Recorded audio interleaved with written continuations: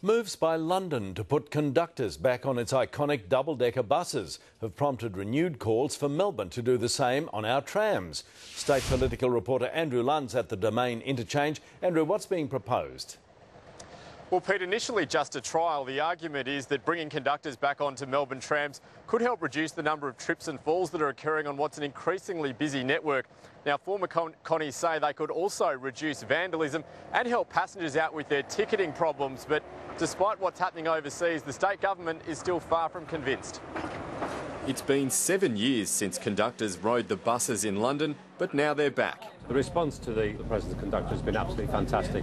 London Transport plans to have hundreds of these new Routemaster buses on the road within the next few years. Despite the city's smart card ticketing system, the buses are designed to be manned by a conductor for most of the day.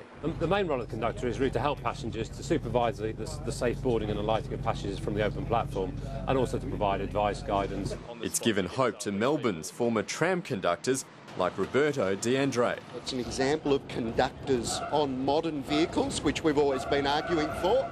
The Greens are campaigning for a trial return of Connies.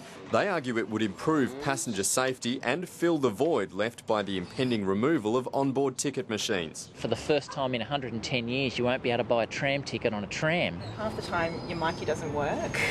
You don't have the change to use, the coins only, so it'd just be good to be able to communicate and figure that stuff out with someone. But the Transport Minister's having none of it, saying the government's PSO program represents better value for money.